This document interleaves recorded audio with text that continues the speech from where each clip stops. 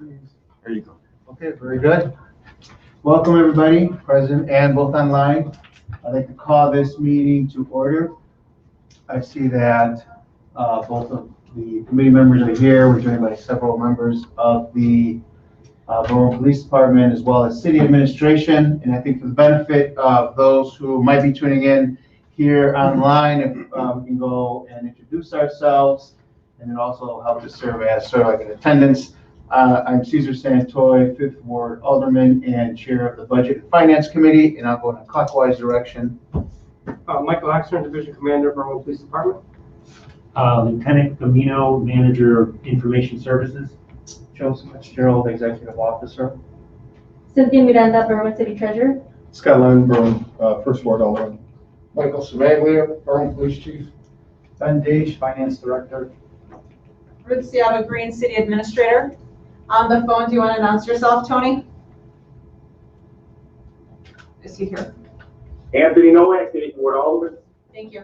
Okay, very good. So our call to order is complete and attendance. I'd like to open it at this time for public comments.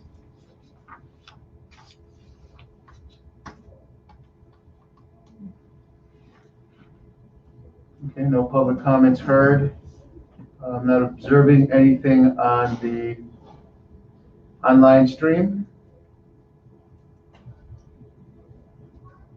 Okay, so we'll move to the next agenda item. So the agenda item, committee budget recommendations, that was the originally scheduled and really the primary agenda item for this meeting. We had since aggregated the referral item, which we'll get into here in a minute, but this was an opportunity. We expected this meeting to be literally a 5 to 10 minute meeting and just compiling up the recommendations. So at this time, opening it up to members of the committee, Treasurer and Finance, if there are any recommendations to be included, to be submitted in writing, I will compile them.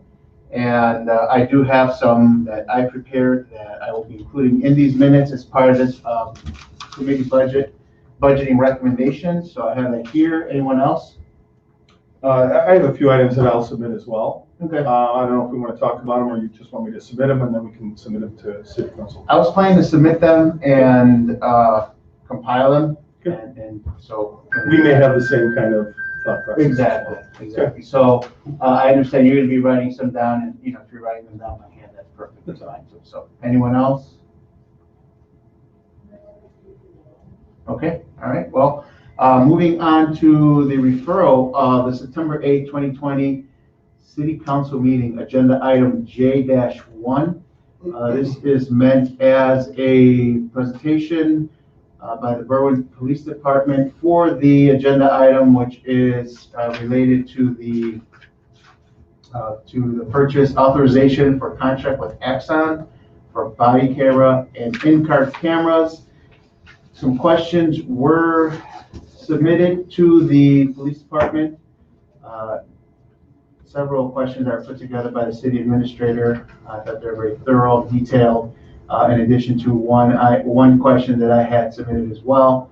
So I think at this time, turning it over to the police department to start your presentation in the manner in which you see fit.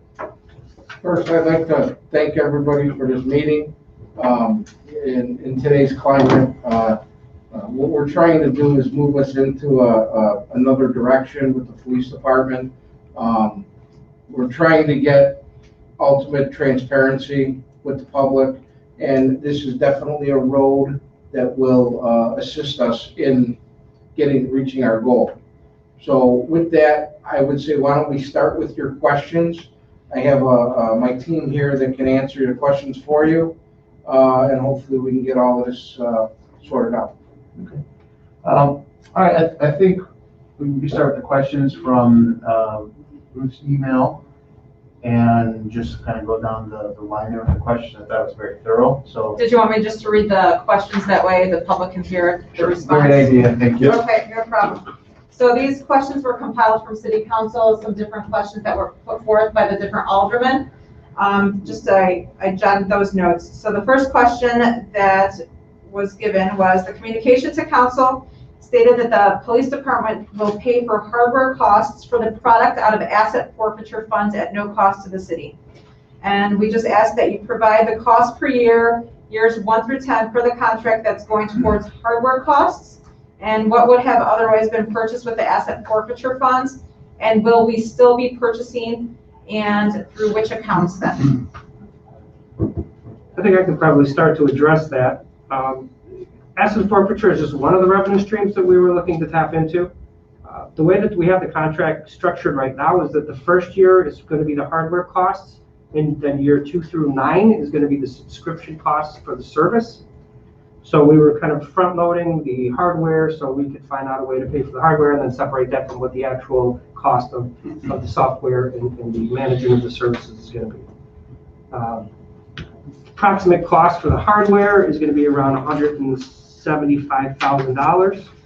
The subscription cost, it then includes replacement of that hardware as technology evolves, or if there's equipment problems or things break or things of that nature. So it's like an insurance policy and a subscription policy that would cover that hardware that we purchased in year 1 up through year 10.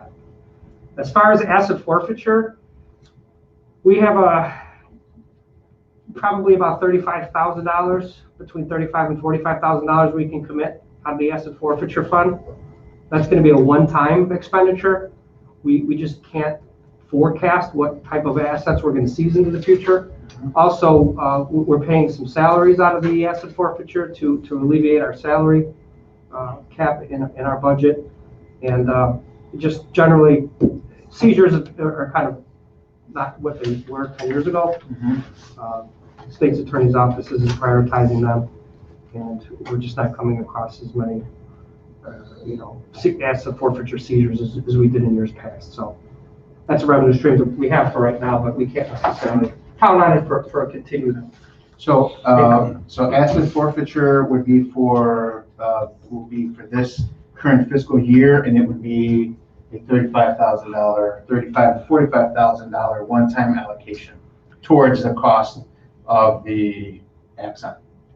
Potentially, if we were to structure it that way, yes, that's the way we were looking at it. Okay. We don't really have a budget year necessarily. The difference here is the federal budget year goes from October to October. The city budget year goes from January to January, so they kind of close out their books in October. So we're going to be kind of right at year end for the federal end of it, if we're going to use federal asset forfeiture funds. So there's a lot of variables in that question. And then, okay, and then that would be a one-time application. We think that it's probably going to be a one-time application. If we do come across larger asset forfeitures years down the road, we could probably kick some money into there, but that's just an unknown. Okay, understood. One of the things for the future we can also add is canvas, if the state ever approves a new license. And then we have dispensaries and or growing facility. That money was, we put that money towards public safety. So that could be something we could use that down the road, but it's not, they haven't approved them yet. It might be another year before, say a facility is going to be open or 2 facilities or what we're going to have. We're also going to be meeting with our state representative, Lisa Hernandez, on Wednesday or Thursday, right? And we are going to be asking her for some funding.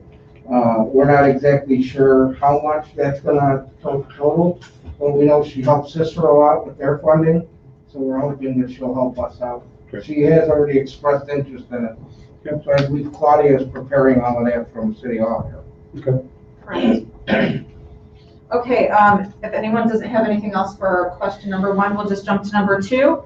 Although the analysis for overtime expenditures hasn't been done yet, communication to council stated that overtime would be reallocated to fund the cameras.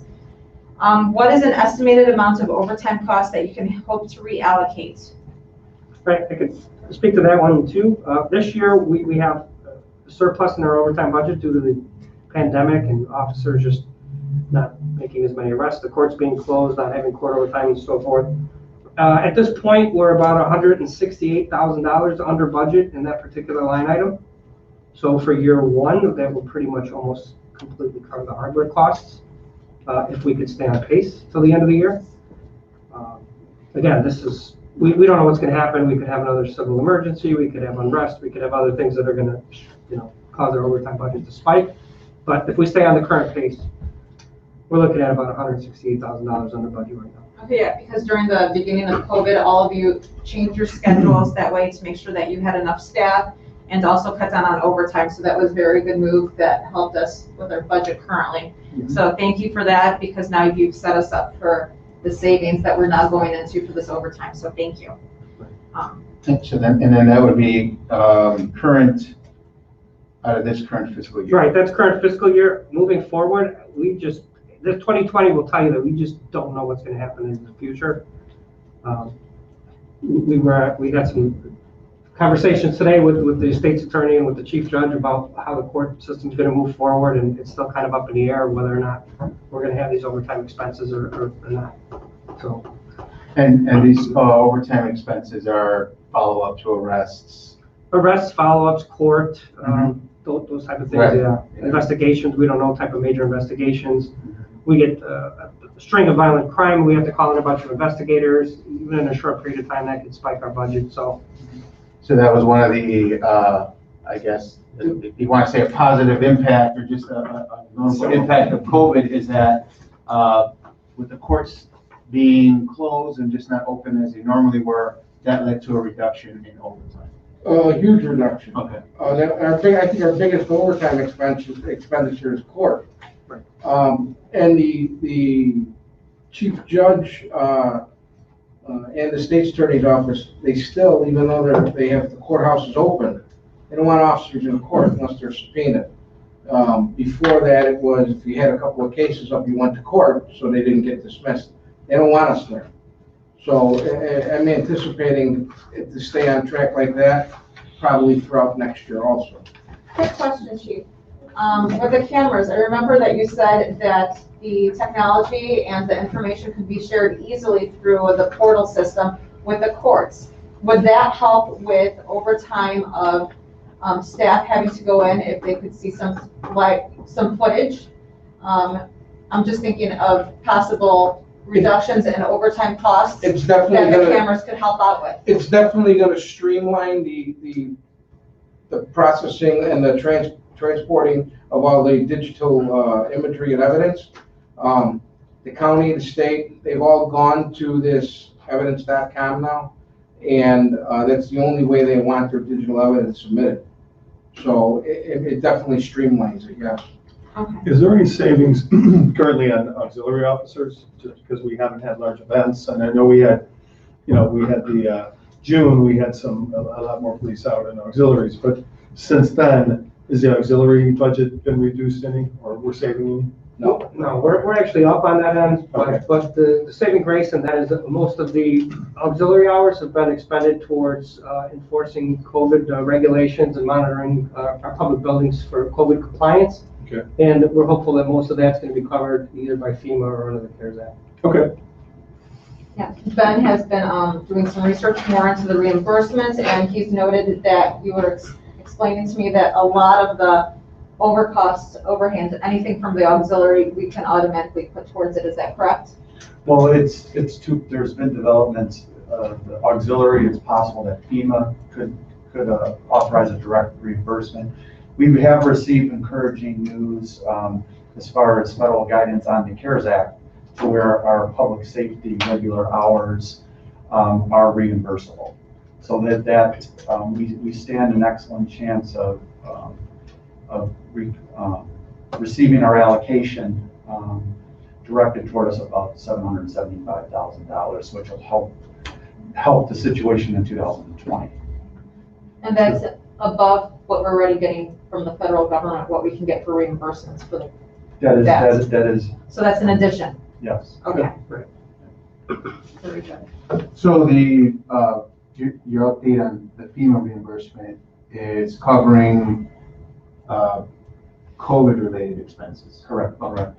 Exclusively? Yes. Okay, right. So number 3, if no one else has anything for number 2, the letter to council mentioned due to recent digitalization of workflow practices and analysis to identify cost savings that can be attained by efficiencies with staffing of hourly workers. When is this analysis expected to be done, and is there an idea of savings expected from this? can speak to that as well. We're just still in transition process as far as streamlining all that. Preliminarily, it looks like we're going to save about $65,000 just off the top by taking it in-house rather than paying the contractor that we previously had to do the same work. We're hoping that once we streamline the system itself, that we're going to get some efficiencies that are going to boost overall productivity in that aspect. Is this 65,000, is that for the 2021 budget or the 2020? Well, it's going to be about $65,000 per year. Per year. So that's going to have to be prorated to the end of 2020 because that transition just took place less than 3 weeks ago. I don't have the proration to that, but it looks like about a $65,000 a year savings just on the fees for the contractor. Could you talk about the digitalization of workflow practices? That is as a result of the Axon system, or is that just an efficiency measure from the police department that it's resulting in $65,000 savings per year? This is a different system that digitalizes our parking compliance, hello tickets, our court administration. It formerly was a completely papered process, basically, papered process that was then re-entered into a computer. A lot of redundancy, a lot of filing, a lot of man hours to do things that now that are all going to be computerized and they're going to be automatics. Officer writes a ticket, it's automatically given a court date, it's automatically assigned to the court docket, it's automatically sent to collections if necessary, it's automatically billed to the person if they don't pay it within the period of time. Before those things, somebody had to go in and manually do all of those things individually, and it was a lot of man hours. And this change, I remember that was an exact result from the study that Chief Semaglia had done from an outside agency looking at all of our practices at the police department and policies. Is that correct? Yes. Okay. So that's The Hillary and Heights. Yeah, the Hillary and Heights. Heights. So it's really good to see that there actually are changes coming from the study that was done and that actually they're going to be giving us benefits, especially in our pockets when we need it now. So thank you for that, Chief. But yeah, just to follow up the end of that, the complete analysis is probably, this is the first year, we're going to need 1 full year of data, and then probably sometime maybe third or fourth quarter of 2023, we'll have a full set of numbers that we can analyze. And this is resulting in a reduction of hourly workers. Reduction of the hours expended towards that, probably going to go to another area where we become more efficient, take on other projects and so on and so forth. But yeah, it's about a $65,000 off the top savings. Okay. Even with no reduction in work hours. Sounds like a good investment. Yes. And just to add to that too, that streamlining of processes is going to contribute also to the collectability of the parking ticket offenders being able to access that information quicker. So It's gonna play into the ability to collect all of the fines quicker because we have the collection agency. It's everything's on board, moving in order. All 3 tickets are. Everything moves digitally as well, Yes. from our end to their end, whereas before somebody would have to do that, they would have to compile a list, and that list would have to be sent or mailed to the collection agency. The backup documentation would have to be sent over separately. Some of the information was not transferring properly because, again, there was a 3 or 4 step manually entered process where this is going to be one continuous workflow from. That actually goes straight into, if we wanted to jump to question 7, that's actually about collections, what you're covering right now with the whole new process that we have with the computer system and data entry. How has our collection agency been doing in 2020 compared to 2019? And what can be done to increase our efficiencies with collections in regards to parking fines? So did you want to expand on the collections that we were just talking about? Because that just kind of flows right into that one. well, in recent months, last 2 or 3 months, we've seen a significant uptick in collections results from our third-party company, Sun and Shine. Obviously, during the shelter in place and that period of time, 2 to 3 months, you had a downturn, but I've seen in recent months that is dramatically improved. And the new company that we just partnered with, Barnacle, they're fantastic because people can now pay right on the scene with their credit card and get the Barnacle off themselves. So the money's coming in quicker than waiting and, Lieutenant Camino will probably talk more to this. So We're seeing a significant increase in violations being paid because we do have the online portals now. People are able to pay them with their credit cards. And an example of an officer that wrote a ticket and it was paid within an hour. Whereas before, it was all manual process where they had to come to the police department or mail in a check, and then the money wasn't being deposited into city accounts. Now with the digitization of all the processes and tickets, we're finding that people are much more paying these more rapidly, so that the city is seeing these fines. We're not going into late fees, we're not going to court dockets, we're not going into collections. The tickets are issued and then they're paid and they're taken off the city ledger a lot faster. So we find that people, I know the city, I think they're paying water bills online now or something. There's a new process. People seem to be much more inclined to pay those when we have that ability. So with this new system, that is one of the main sticking points. And yeah. this new system is also expandable, where we can expand it to the building department, so all of their violations can go right onto the same Quicket. Yes. So when did Quicket start exactly for the police department? We're in a soft opening now, but officers have been writing digital citations since August. So for the last 6 weeks, we've had officers writing compliance violations and local ordinance violations. We're transitioning to the parking now. That's a little bit more cumbersome and burdensome tasks associated with that, because we write a significant amount of parking tickets, whereas the moving violations aren't, they're not as many written. So we kind of are slowly transitioning into the system, working out all the bugs, and then we're going to go full bore. By 2021, we should be completely digital with all tickets, everything. And just like the chief was saying, we've spoken with Jim Franks about transitioning the housing department into that as well, because it's simply a local ordinance citation, very similar to what the police officers write, where they could utilize the same. The city's already paying for the software, and we're already utilizing it, just building a process for them as well. So it would probably be another situation where they would see an increase in the payments of those violations. Okay, so residents can actually now pay online those tickets? Yes.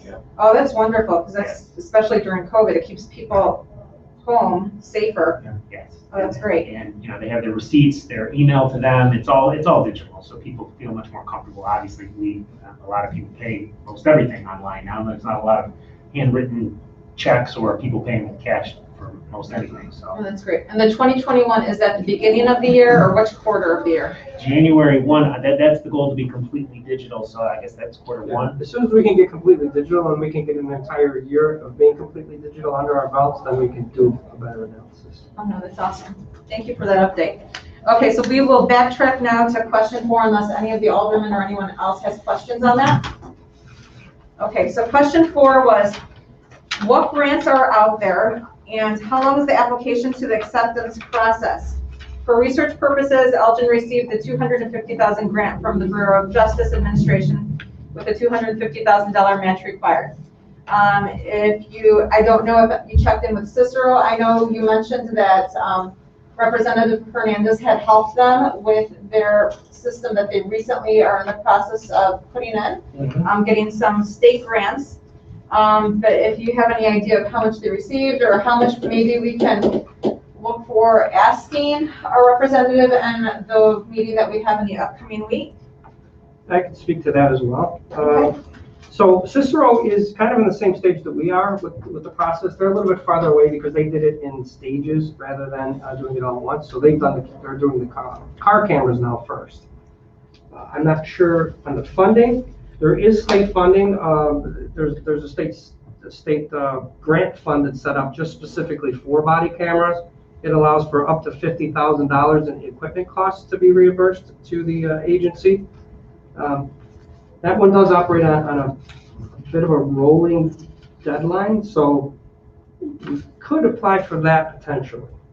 And is that through the state? That's through the state. So that's up to $50,000. So again, that's equipment costs. So that may be able to help us offset some of the equipment costs. There is also a federal grant. The federal grant is a little more complicated. So that one's again, we missed the deadline for that for this year, and we're not really sure if the funding is going to be there. It's kind of It's kind of in limbo right now due to the pending presidential election. So it's up to $250,000 for, again, for equipment costs for body cameras only. So keeping in mind, that would just be the third of, I don't know about how it's spread out by cost, but we're looking at a three-part contract. Tasers, car cameras, and then body cameras. So both of these grants are specific to the body camera portion of this contract. So they would have to separate the equipment out and apply for the grants just based on body camera equipment stuff. And there'd be is there a matching component to the federal grant? It's matching up to $250,000. Oh, so it's a 50-50 match. It's 50-50 split, yeah. Okay. And you said you're not sure, but if it were to go next year, is there an idea of when submittals would need to be done and when the acceptance date and then the disbursements of the monies? There is, and again, we're working off of the federal budget year rather than the state budget year, so that kind of throws a little bit of a monkey wrench. I don't know if I had the dates in here. It's, okay, the state one is, for this year, it's July 1, 2020 to June 30, 2021 for purchase. So we're in that grant period. And for the federal one, again, the federal one I think goes June to October. And So state one, we're in the mix for it now, or the window, or? well, you would have to apply for it. We missed the application deadline. Oh, okay. So there's an application deadline. Once you're approved, then there's a purchase deadline. And then they would get reimbursed. So the application, when are they usually due, in January? It depends. I'm looking for the email from CAD now. I have the email here. I had some other grant information, but But it's probably at least 6 months prior to even. it's at least 6 months. So you have to, the grants are pretty complicated. Even now, you have to apply and then you get approved. So you usually apply sometime in the beginning of the year before March. I'll get approval sometime around July, August, and I have a year or 18 months to then expend that money. So you don't necessarily have to spend the money in the year that you apply for it, but there are deadlines on the application end of it. So that gets a little nuance between when do you apply, when are you accepted, and when do you have to expend it, and whether or not these grants are renewable or one time. And do you work with someone that helps you with your grants processing at the police station, I believe? Yes, we have a grant writer, a grant administrator. Okay, so that's great to hear that you have someone who can help you search, and I'm sure they know about all the grants that are out there. Yeah, that's the information, where we got the information was from them. We're just not really sure if the federal funding is going to be present again. This is a presidential election year and things could change, so. At least we have someone to do the homework for us. Right. Yeah, and I got to interject that Todd at ACS has been very helpful in their efforts for our FEMA as well as our CARES Act submittal. Their knowledge and expertise has been extremely helpful. Big question I have with grant awards and equipment purchase. So the timing of what we're talking about here for Axon is pretty much now, this month. So how do the state and federal grants, what do they say, or what are the requirements for equipment that has been purchased pre-grant award? That's a split as well. I believe we looked into the federal one initially, and the federal one had wanted you to get into the hopper, be approved prior to that, submit your receipts and things like that prior to actually buying or prior to getting into the contract process. Okay. So I don't know, if we're eligible for that one or not. I haven't seen the language of the grant itself. Okay. This is just some information that we've gotten from the meetings. Okay. Yeah, and I just think with grants, they want to give you the money and then you make your purchases. So what we're doing here, just so I understand the timing, we would be buying first, then applying for grants. So I think that's something we need to carefully analyze with the grant requirements to see if we're even eligible in that case. So You might want to also check with the state ones, because I do have one that I've been working with the state with IDA, and actually they allow me to go all the way back to 2017, even though I didn't even apply till 2018. So they did let me use for past expenditures, as long as it was towards something. So I think every grant's different, so the state ones might be more lenient, possibly, than the federal ones. So definitely something for our grant administrator or the person who's doing the investigation to look into. Yeah, I agree. Some of the grants are reimbursement, some of them are direct disbursement. So we'd be looking for a reimbursement grant in this case. Very good. If anyone doesn't have anything else for number 4, we can just jump to 5. We have basically 3 questions left, 5, 6, and then the one that Alderman Santoy put forth also afterwards. So how quickly are we looking at changing out our CAD system? After speaking to our finance director, we were reminded that our 911 board fund has around $1 million to help out with the 911 services, including an update of our CAD system. If we're not looking at moving quickly on the change, is there a way that we can utilize some of those funds to cover dispatcher salaries to free up money that can be utilized towards body cameras? All right, well, that's a lot of questions. The short answer to those questions is no. We are still in the process of looking at a CAD system. Those 911 funds are pretty much already earmarked. Our dispatch equipment is about 20 years old and it's nearing the end of its lifeline. So we're actually in negotiations right now with Motorola to purchase new hardware for the dispatch center to get us up to be compliant with some of the state mandates that are coming forward. They've been extended now because of the stuff that's going on, but we have some mandates for different things that are coming down, enhanced 911 functions, text to 911, things like that, which our equipment will not handle.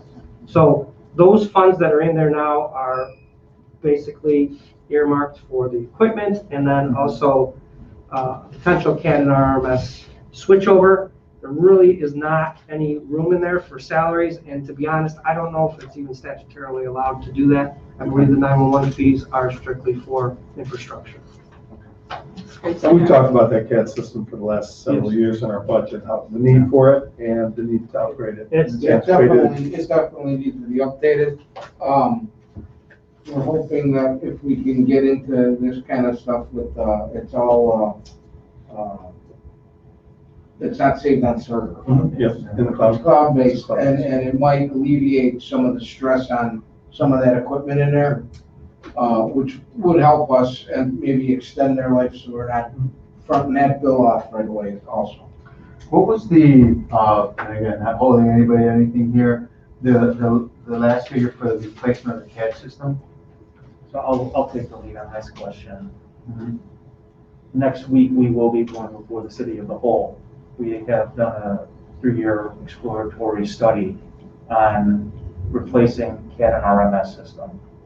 Now, we have to look at 2 of the 3 options right now will be a complete package, meaning that you have to buy CAD and you have to buy RMS at the same time.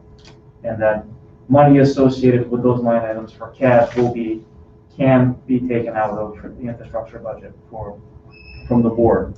But to answer your question, the third one is our recommendation is we're looking to scale in to the CAD RMS system, buying the RMS system first, utilizing our current CAD system, and then moving forward. That's a significant savings. We'll get into that later on, but we can definitely say that's a significant saving that can be used for opportunity costs, especially with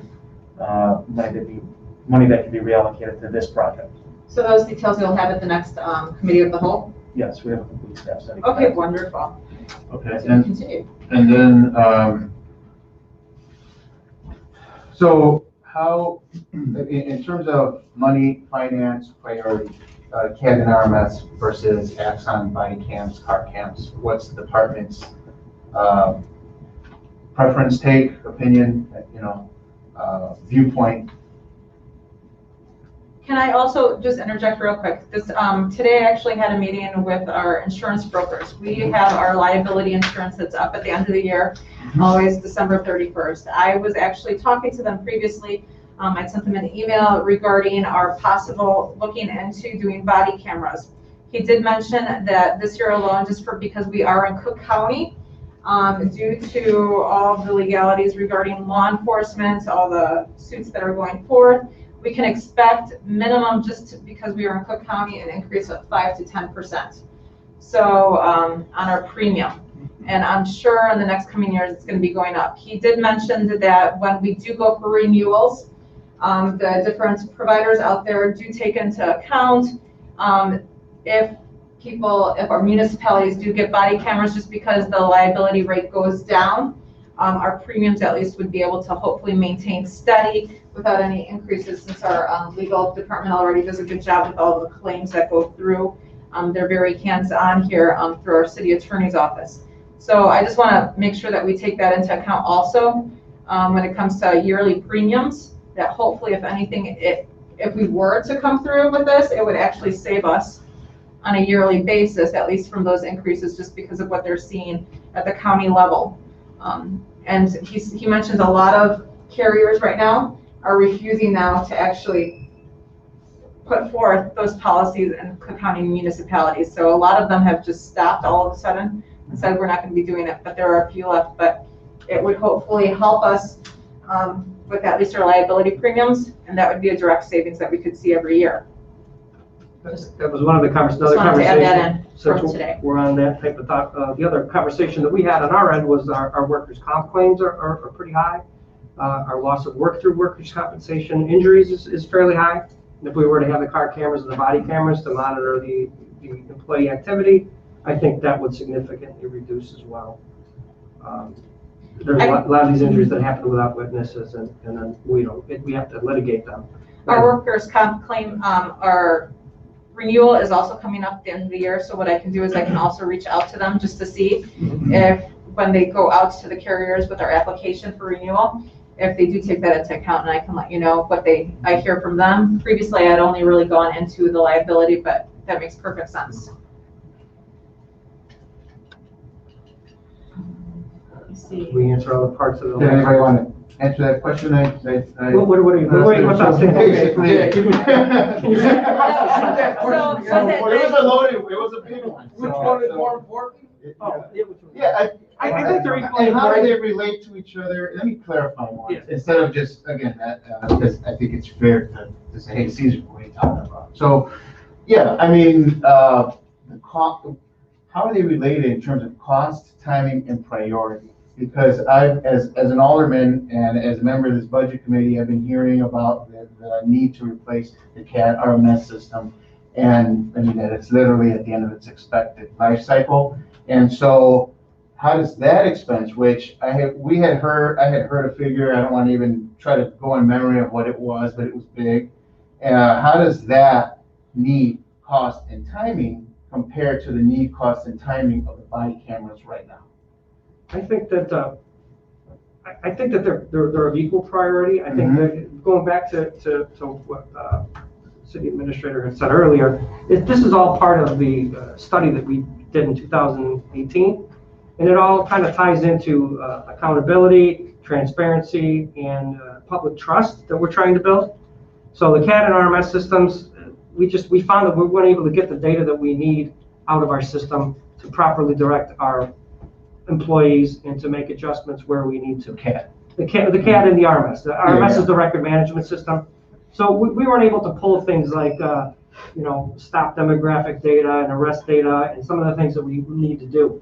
The federal government is transitioning from UCR into NIBRS, and our system doesn't do that right now. So we're going to see a reduction in grants and reimbursements to the city as a whole if we're not compliant with these new reporting requirements.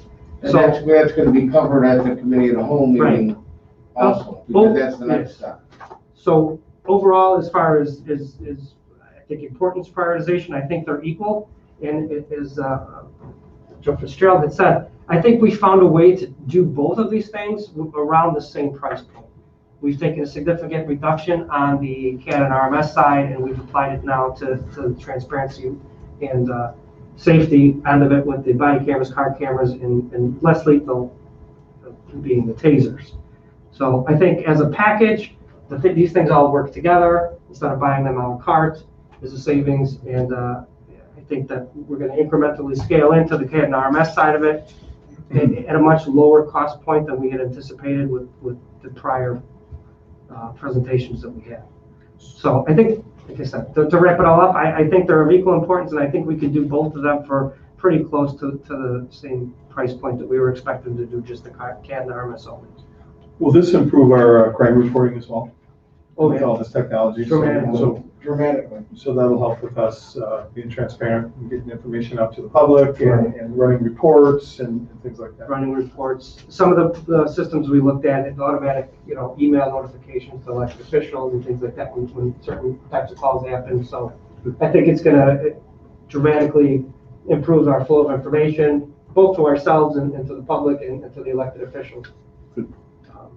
And again, we're gonna have more capabilities. We're gonna be able to see, the body camera, if something happens and we get notified, we can tune in and see the body camera on the scene. The chief can sit at home and watch a critical incident happen through the officer's body cameras now. So we're gonna have a lot more capabilities that we didn't have before to direct the police force. And everything that's recorded,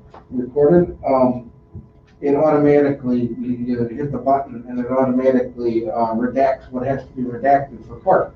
I mean, you don't have to go through it screen by screen by screen like we normally do with the reports. Now we got to go through everything and black names out and you know what I mean. And we won't have to do that with this stuff. I think some of the the social climate right now has changed to the point where this has become also mission critical.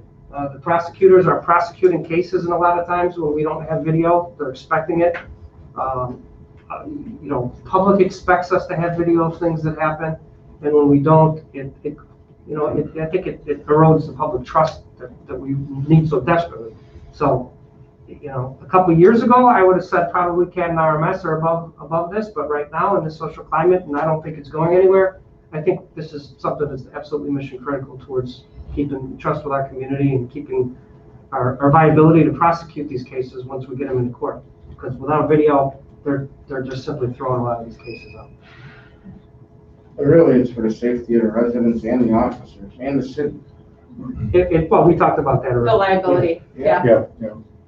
Okay, does that help answer your question? It gives you some insight. Yeah. I appreciate Again, it. Yeah, I don't think there's an answer, so to speak, but No, it's all part of the same context, right? It is the same context, and then again, with the officer complaints and other things, we're gonna have video of all the citizen interactions, and we'll be able to see exactly what happened on these calls instantaneously. We're not gonna have to figure out a he said, she said situation. It's gonna all be transcribed on video. And once again, it's just nice seeing all these things actually coming to fruition from a report that was done, that we're actually, it's not a stagnant report, but we're actually doing something with it, and we've already tackled quite a few issues, and now we're just adding on to that, so we can actually, the citizens can actually see the changes, hopefully, and how everything's done. So thank you. So we had 2 more questions. Number 6 was attached is a correspondence from February 11th, 2020 from the police department to the budget committee. Has the police department been able to bring the local ordinance hearings to Berwyn? If so, what are the projected estimated revenues from this change? Also mentioned in this correspondence is possible increase to compliance citations. Have increases been done? If not, what kind of fee increases are recommended for council to approve? And is there an idea of how much more in revenue is expected with these increases? My recommendation is we haven't assessed the parking fines yet. We're going to hold off on that. We're not going to touch the parking fines. We're going to let Lieutenant Camino get a good grasp on all of that, let the electronic citations take effect, and maybe readdress that January or February of next year. But I am going to recommend that we increase the compliance fines that we discussed at the last budget committee that I was at. And we also move forward with the local ordinance and the court fees. And I believe that once we do that, that'll also generate dollars to put towards this mission. And that's what, we deferred that already. Yes. So if we can bring that back to council. Okay, so the question was, how much, is there a projection on how much that could or would generate? We can give you a projection maybe on the compliance tickets, because we can go by what we've issued so far. But as far as the local ordinance tickets and the court fees, it's going to be difficult to give you a projection, I think. Sal, do you have numbers? The compliance citation, we're looking to increase them about 20%. So the current compliance violations are $40 and then $80 punitive late fee. The recommendation was to move that to $5,100. So a small increase.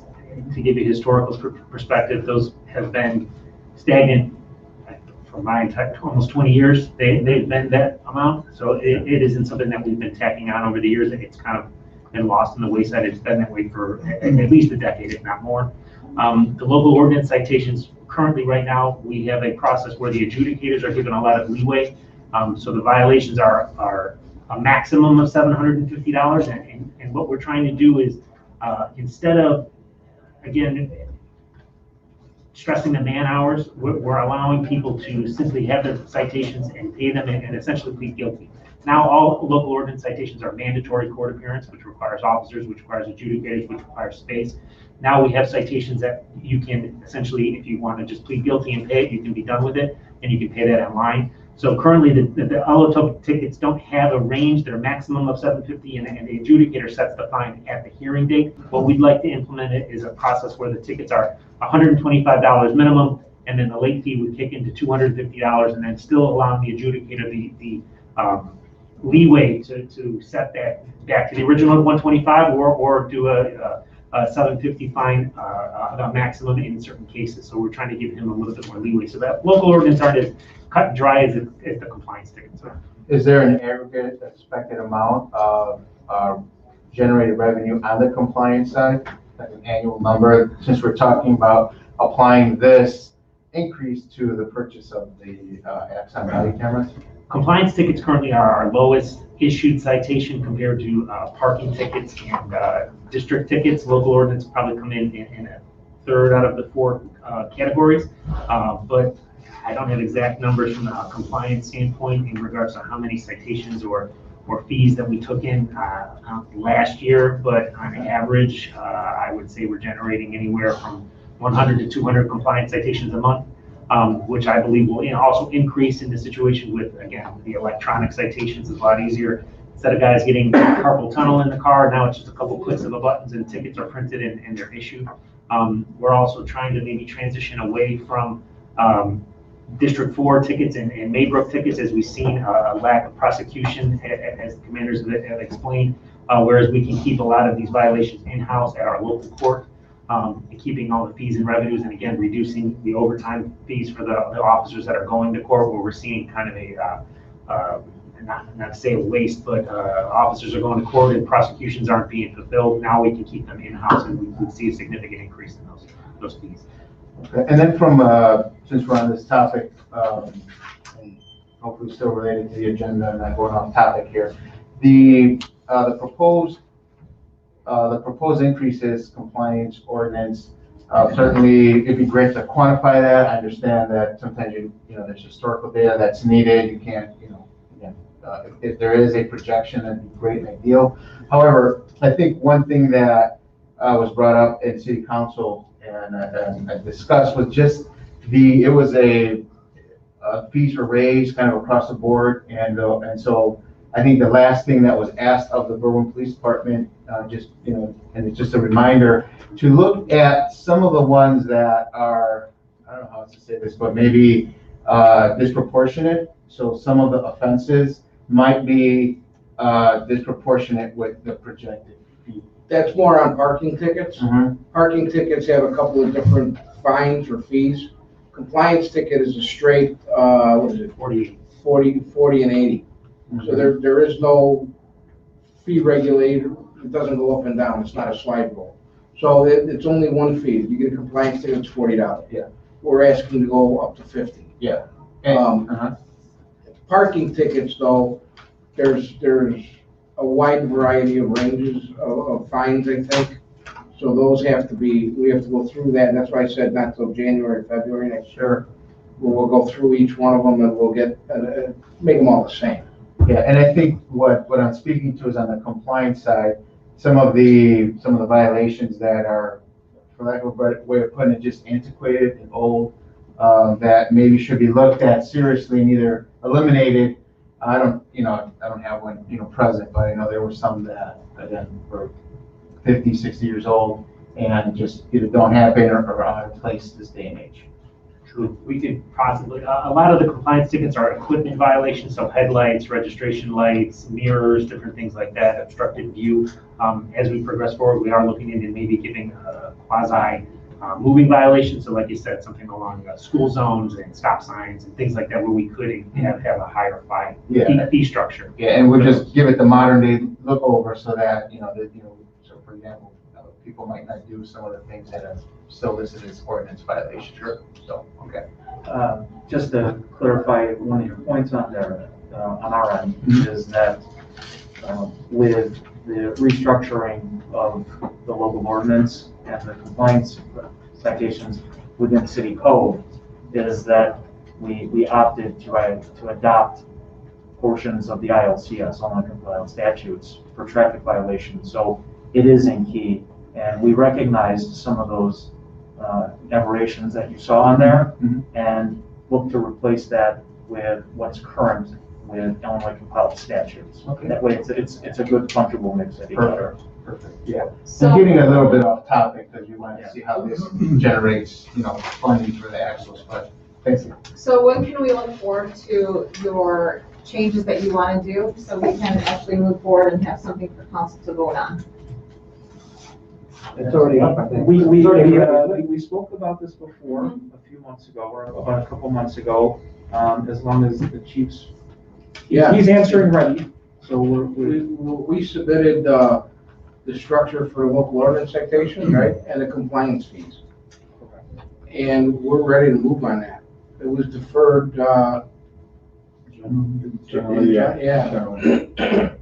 So you are ready to move on it? And the other good thing about the local ordinance with the structured fee, if you want to pay the ticket and not go to court, you can do that. If you want to go to court and you're found accountable or guilty, not only do you pay the fine associated with the citation, you also pay a $20 court fee, which will offset the cost of the prosecutor and the hearing officer.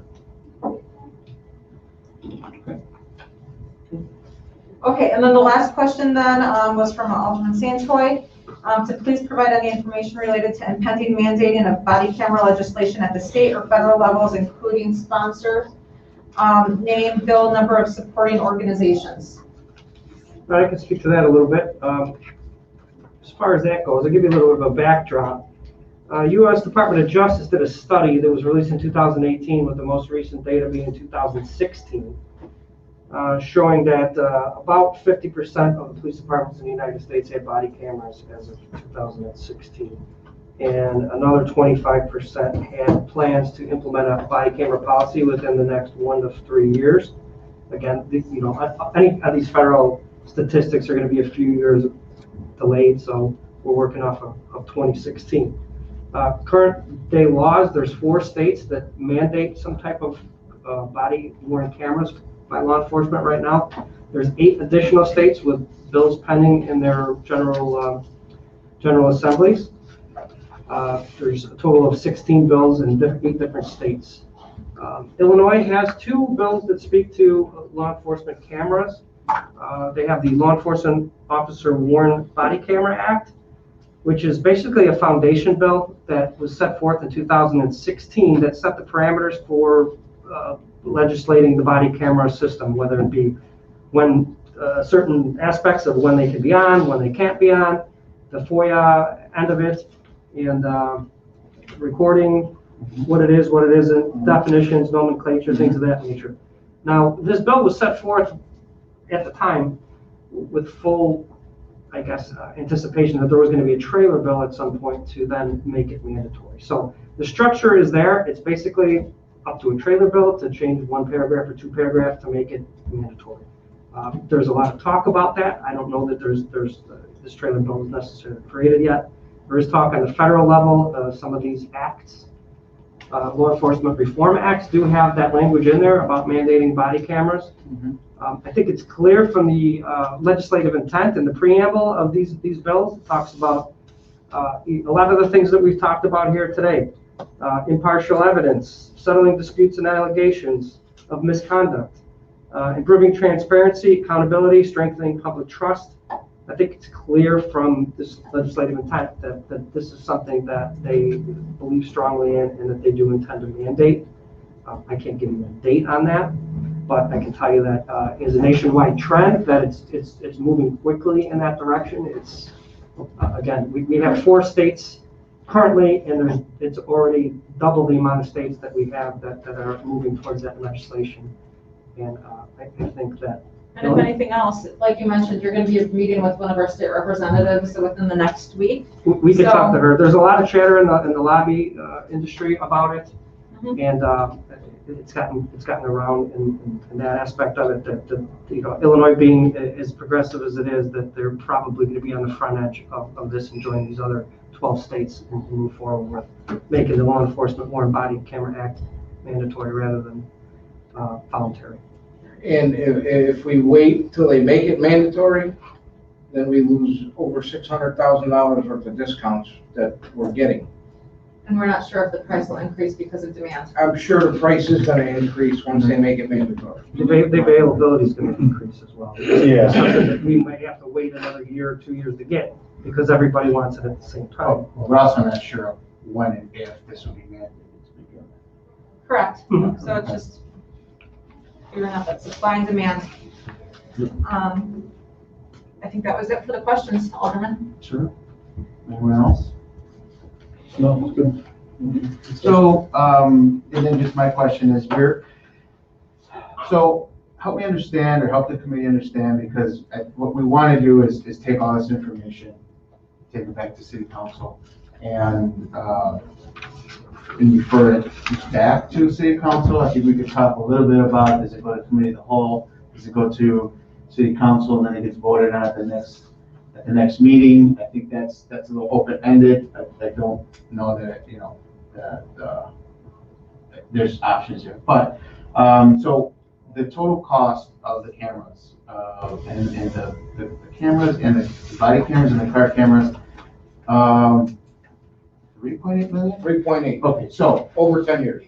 3.8 over 10 years. So how can we take all of the information that was provided today and, for lack of a better way of putting it, put on a spreadsheet that shows how we're going to pay for this over either the 10-year period or, you know, even 5-year period or whatever it is, so that, you know, we're basically just doing a spreadsheet that shows how we're applying the savings that we talked about in the different questions, and just how does that sum up?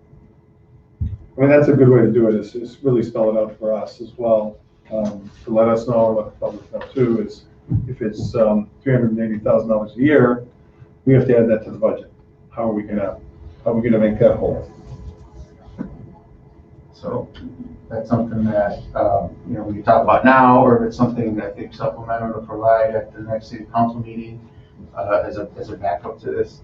So that, again, because we're, you know, the elephant in the room, you know, we're looking at a projected budget deficit for this year, and who knows what it's gonna look like for the following 2 or 3 years. Correct.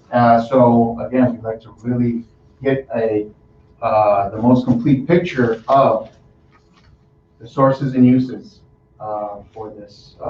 And really the sources, the uses as the cameras, where are the sources, what do they look like, what are the line items, and, you know, a one-time use of that line item or a continued annual use of that line item.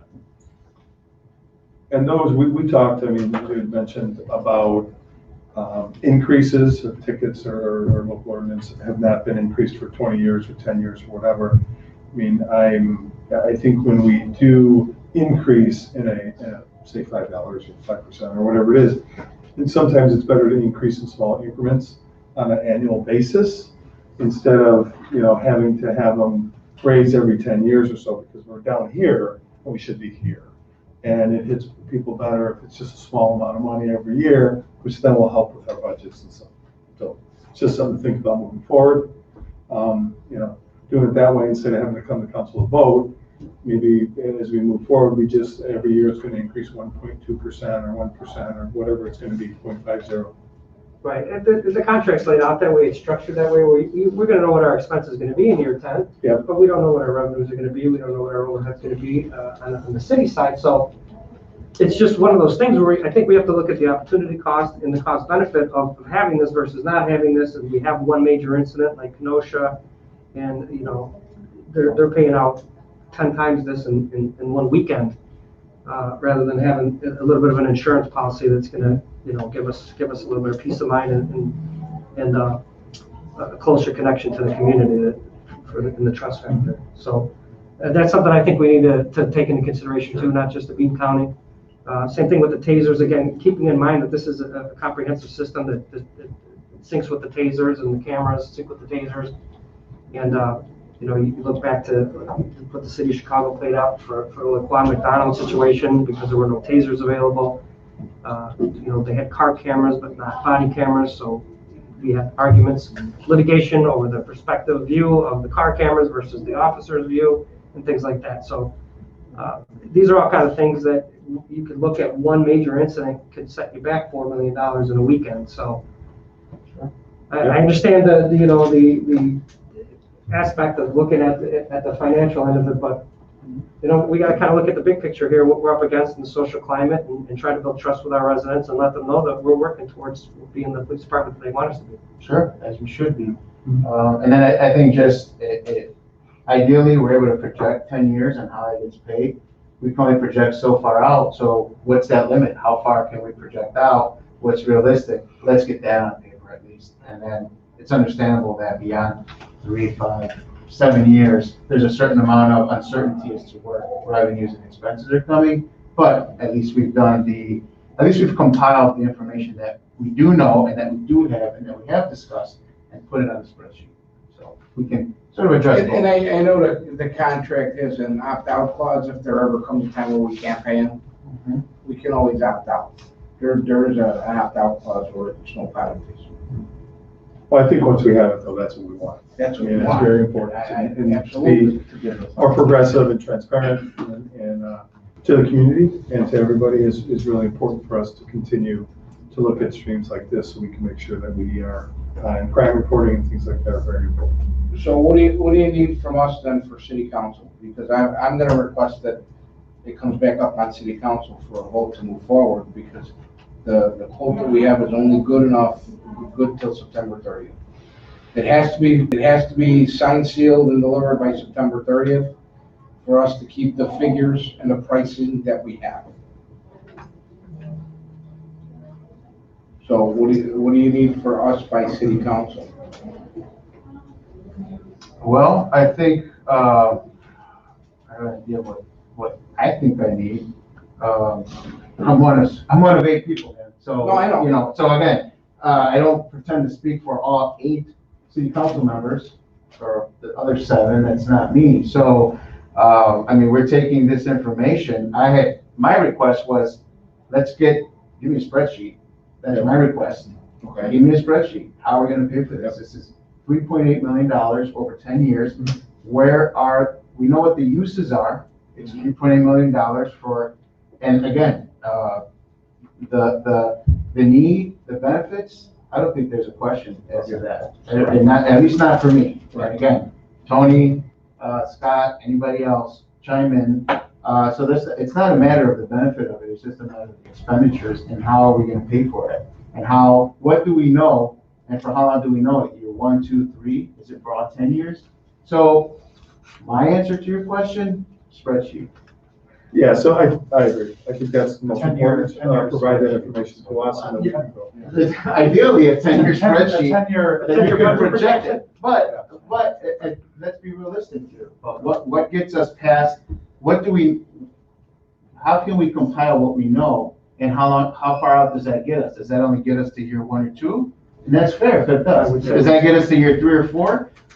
Let's at least take that first step. That's my humble request and my perspective, and you know, that's what I would want.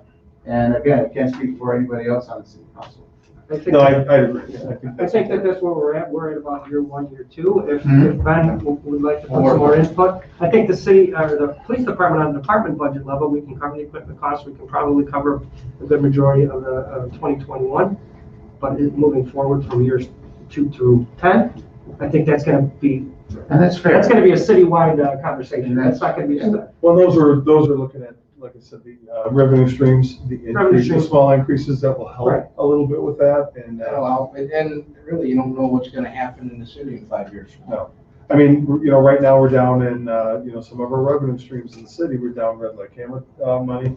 Alright, We're down, gaming money.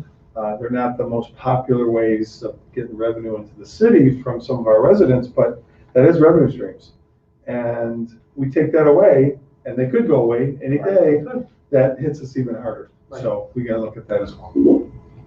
One question I have is of course the cannabis situation as far as, what is the earliest amount of time? I know we had initial discussions on that matter, and obviously, at what point is it realistic that the cannabis industry dispensaries will be available in Berlin, if so? So I guess if somebody can, maybe it's the BDC can, or somebody can reach out to, the state and see, it's delayed, obviously, and they're only approving so many, basically, permits, out there. So where are we at in the mix? Is it coming up soon? I had heard that it was gonna be this month. It was originally June or May, it was originally May. But because of COVID, everything's been pushed out. So that would be something that, we'd have to talk to our legislators about, just to see where we're at in the mix. I know there's a lot of applications that went out there. It's just a matter of when is the state ready to approve the next level going out there. Because that's one of the things over the past, what portion of that pie do we foresee over the next 10 years that can help facilitate the contribution? Yep. we can speculate. Yeah. And I think, looking at it from the perspective of, one department, again, a large department, very important, critical, vital department of the city, but looking at it from the perspective of one department, one contract, versus looking at it from the perspective of the entire city, right, in the context of an entire budget. So I guess my question, and maybe it's rhetorical, it's how badly do we want this? And what are we willing to do above and beyond just in the budget, in this department budget and our city budget? What are we willing and able to do and what's realistic in order to make this happen now? Is my question. Yep. And again, I'm not expecting an answer. Maybe it's rhetorical, maybe it's something to think about, but that's what it boils down to, I think, for me.